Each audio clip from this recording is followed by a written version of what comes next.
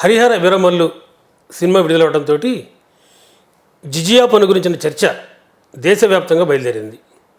కొద్దిమంది సమర్థకులు, కొద్దిమంది వ్యతిరేకించే వాళ్ళు ఈ రకంగా రకరకాల అంశాలు మనకు కనబడుతున్నాయి. అయితే ఒక చరిత్రకారుడిగా నేను ఈ జిజియా పన్నుకు సంబంధించిన అంశాలను మీకు వివరించే ప్రయత్నం చేస్తాను. నిజానికి జిజియా పన్ను మహమ్మద్ ప్రవక్త కాలంలో ఆయనే విధించారు.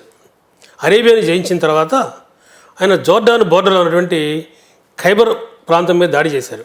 ఆ ప్రాంతాన్ని జయించారు. ఆయన జయించినప్పుడు అక్కడ యూదులు, క్రైస్తవులు కూడా ఉన్నారు. ఎవరైతే ముస్లింలు కాని వారు ఉన్నారో ఆ యూదులు, క్రైస్తవుల మీద ఆయన మొట్టమొదటిసారిగా ఈ జిజియా పన్ను విధించడం మనకు కనబడుతుంది. ఈ జిజియా అనేది ఒక అరబిక్ వర్డ్. ముస్లింలు కాని వారు చెల్లించవలసిన పన్ను, దాని అర్థం అది.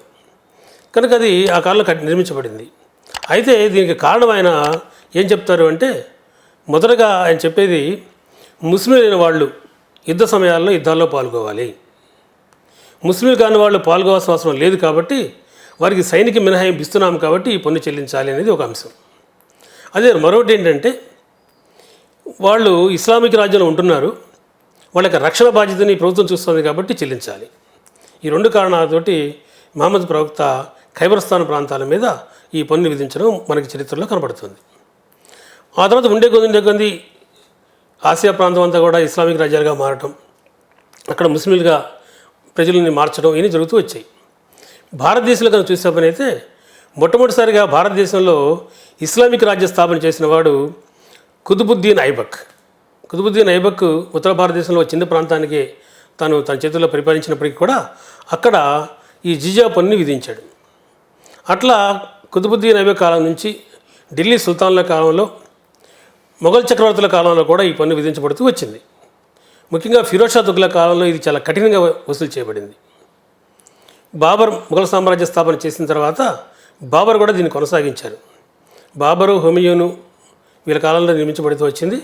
అదే అక్బర్ కాలం వచ్చేటప్పటికీ ఒక విచిత్రమైన పరిస్థితి నెలకొని ఉంది సమాజంలో రాజ్యపరంగా. అక్బర్ కాలం నాటికి బలమైన రాజ్యం అయితే ఏదీ లేదు. దాన్ని కాపాడుకోవాల్సిన బాధ్యత అక్బర్కు ఉంది. అందువల్ల అతను కొంతవరకు ఈ రాజపుత్రుని దగ్గర తీసుకోవడం కొరకు, హిందువులతోటి స్నేహ సంబంధాలు పెట్టుకోవడం కొరకు ఆయన ఈ పన్నుని మినహాయింపు ఇవ్వడం కనపడుతుంది. అక్బర్ ఈ పన్నుని మినహాయింపు ఇవ్వడమే కారణంగానే రాజపుత్రులు లాంటి వాళ్ళు ఆయనకి సహాయం చేయటం, ఉత్తర భారతదేశం మొత్తాన్ని అక్బర్ జయించడం మనకి చరిత్రలో గమనించే విషయం. జహాంగీరు, షాజహాన్ కాలంలో కూడా ఈ పన్ను లేదు. వాళ్ళు కూడా రాజపుత్రులు అడ్డంగా నిలబడ్డారు.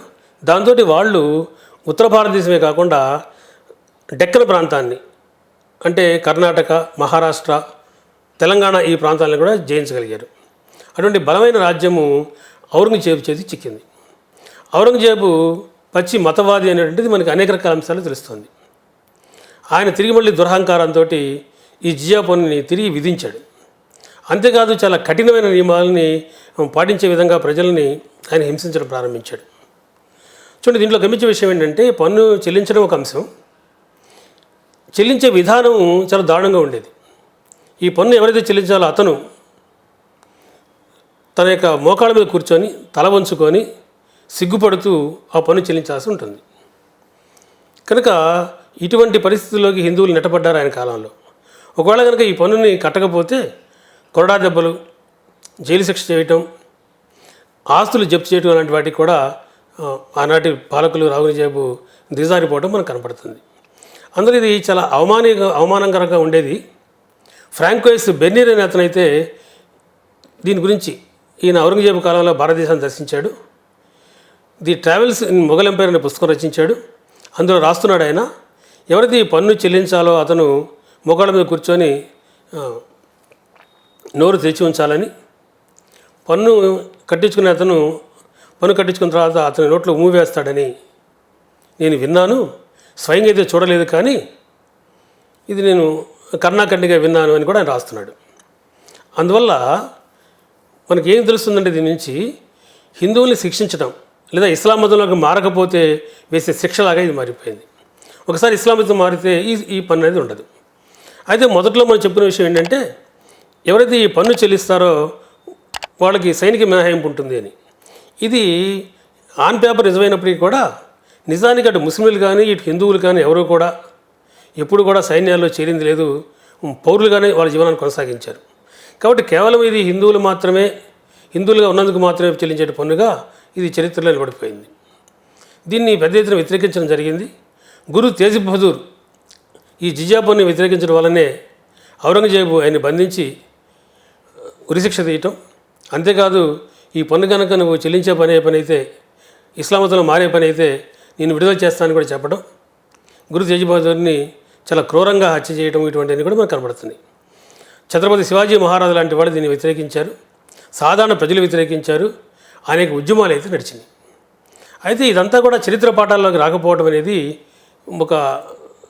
కొంత వక్రీకరణ అనే చెప్పాలి, మనం చరిత్ర వక్రీకరణ అనాలి. ఎందుకంటే ఆనాటి తిరుగుబాట్లు ఔరంగజేబు సామ్రాజ్యాన్ని కూల్చివేసేంత స్థాయికి ఎదిగినాయి. ఔరంగజేబు యొక్క సామ్రాజ్యం కూలిపోవడానికి, ఆంగ్లేయులు భారతదేశాన్ని ఆక్రమించడానికి ఒక ప్రధాన కారణాలలో జిజియా పన్ను కూడా ఒకటి. చరిత్రకారులు దీన్ని మరుగున పెట్టడమే కాకుండా కొంచెం మసిపూసి మాడికాయ చేసే విధంగా ఈ పన్నుని అందరూ కట్టవలసిన పని లేదు, కేవలం పురుషులు మాత్రమే కట్టాలి, అంతేకాదు అంగవికలురు, రోగులు, నిస్సహాయులు, నిరుపేదలు కట్టవలసిన పని లేదు అంటూ రాసుకొచ్చారు. అందులో కొంత సాక్ష్యం ఉన్నప్పటికీ, కొంత నిజం ఉన్నప్పటికీ, సాక్ష్యం కాదు నిజం ఉన్నప్పటికీ మనకు కనిపించే విషయం ఏంటంటే ధనవంతులైతే 48 దిర్హాములు కట్టాలి, మధ్యతరగతి వాళ్ళు 24 దిర్హాములు కట్టాలి, పేదలు 12 దిర్హాములు కట్టాలి. పేదలు అంటే ఎవరో మనకు అర్థమవుతుంది. కనుక అరజులు ఇది కట్టలేకపోయారు. చరిత్రకారులు ఈ విషయాన్ని ముందుకు తీసుకొచ్చి ఎక్కువ మంది కట్టవలసిన పని లేదనే విషయాన్ని, దాంతోపాటు ఇది ఆర్థికపరమైన అంశమే తప్పితే మతపరమైన అంశం కాదు అంటూ చరిత్రలో తప్పుదోవ పట్టించారు. కానీ నిజమైన చరిత్రను వెలికి తీస్తే మనకు కనబడుతుంది. జిజియా పన్ను అనేటువంటిది హిందువులు పూర్తిగా వ్యతిరేకిస్తూ వచ్చిన పన్ను. అది హిందువుల్ని ప్రధానంగా ఒక అమానవీయ కోణంలోకి నెట్టివేసింది అనేది వాస్తవం. కనుక ఇది జిజియా పన్నుకు సంబంధించినటువంటి ఒక చారిత్రక సత్యం.